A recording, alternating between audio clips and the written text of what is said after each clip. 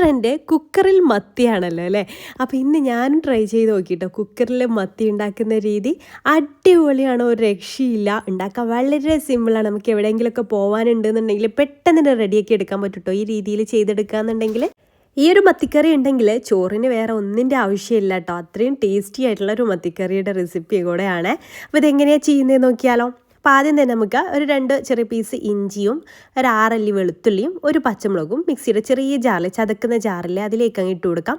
പിന്നെ ഒരു 2 table spoon മുളക് പൊടി, അതേപോലെ ഒരു 1/4 ടീസ്പൂണ് മഞ്ഞൾപ്പൊടി, 1/4 ടീസ്പൂണ് വലിയ ജീരകം പൊടിച്ചത്, 1/2 ടീസ്പൂൺ മല്ലിപ്പൊടി, ആവശ്യത്തിനുള്ള ഉപ്പ് കൂടെ ചേർത്തിട്ട് അതിലേക്ക് ഇട്ട് കൊടുക്കാം. ഇനി നമുക്കതിലേക്ക് കുറച്ച് വെള്ളം, അതൊന്ന് പേസ്റ്റ് രൂപത്തിലാക്കിയെടുക്കാൻ വേണ്ടിയിട്ടുള്ള വെള്ളം കൂടെ ചേർത്തിട്ട് നന്നായിട്ടൊന്ന് ഫൈനായിട്ട് ഇതുപോലെ ഒന്ന് അരച്ചെടുക്കാം.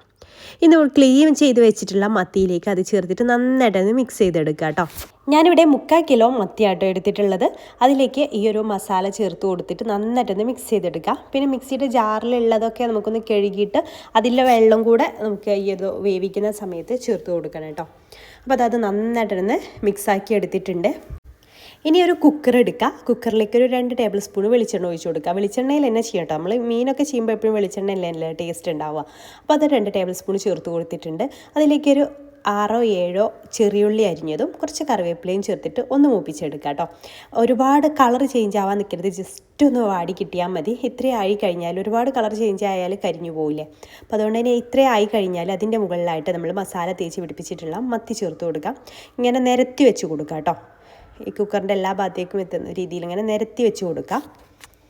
നിങ്ങൾ മത്തി വറ്റിക്കുന്ന ടൈപ്പിലാണ് ചെയ്യുന്നതെന്നുണ്ടെങ്കിൽ കുറേ വെള്ളം ചേർത്ത് കൊടുക്കരുത് കേട്ടോ. ഞാൻ കുറച്ച് ഗ്രേവിയോട് കൂടെ കറിയോട് കൂടിയായിട്ട് ഉണ്ടാക്കിയെടുക്കുന്നത്. അപ്പോൾ മിക്സിയുടെ ജാറിൽ കുറച്ചധികം തന്നെ വെള്ളം ചേർത്തിട്ടൊന്ന് മിക്സ് ചെയ്തിട്ട് ഒഴിച്ചു കൊടുത്തിട്ടുണ്ട്. പിന്നെ അതാ വലിയൊരു ചെറുനാരങ്ങ വലുപ്പത്തിൽ പുളി പിഴിഞ്ഞ വെള്ളം കൂടെ അതിലേക്ക് ചേർത്ത് കൊടുക്കുന്നുണ്ട് കേട്ടോ. എന്നിട്ട് ജസ്റ്റ് ഒന്ന് ഇതുപോലെ ഒന്ന് മിക്സാക്കി എടുക്കുക.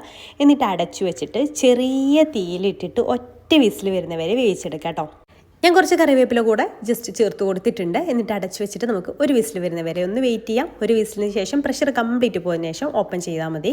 അപ്പോൾ അതാ പ്രഷർ കംപ്ലീറ്റ് പോയിട്ടുണ്ട്. അപ്പോൾ ഞാൻ ഓപ്പൺ ചെയ്യുകയാണ്. അപ്പോൾ അത് അടിപൊളിയായിട്ടുള്ള മത്തിക്കറി റെഡി ആയിട്ടുണ്ട് കേട്ടോ. അപ്പോൾ വറ്റിക്കുന്ന മോഡലാണെന്നുണ്ടെങ്കിൽ ഇത്രയും വെള്ളം ചേർക്കേണ്ട. അപ്പോൾ നമ്മൾ വേറെ കറികളൊന്നും ഉണ്ടാക്കിയെടുത്തിട്ടുണ്ടായിരുന്നില്ല. അപ്പോൾ ഈ രീതിയിലാണ് നമ്മൾ ചെയ്തെടുത്തിട്ടുള്ളത്. നല്ല കുറുകിയ ചാറോട് കൂടിയിട്ടുള്ള മത്തിക്കറി ആയിട്ട് നമുക്ക് കിട്ടിയിട്ടുണ്ട്. അതുപോലെ നല്ല പുളിയും എരിവും ഒക്കെ പിടിച്ചിട്ടുള്ള അടിപൊളി ഐറ്റം.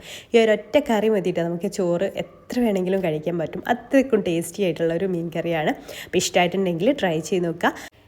പിന്നെ ഇഷ്ടമായിട്ടുണ്ടെങ്കിൽ ലൈക്ക് ചെയ്യാൻ മറന്നു പോകല്ലേ. അതുപോലെ ഫോളോ ചെയ്യാത്തവരാണെന്നുണ്ടെങ്കിൽ ഫോളോ ചെയ്യാനും മറന്നു പോകരുത് കേട്ടോ. ഇൻഷാ അല്ലാഹ് പുതിയൊരു നല്ലൊരു വീഡിയോ ആയിട്ട് അടുത്തൊരു ദിവസം കാണാം. താങ്ക്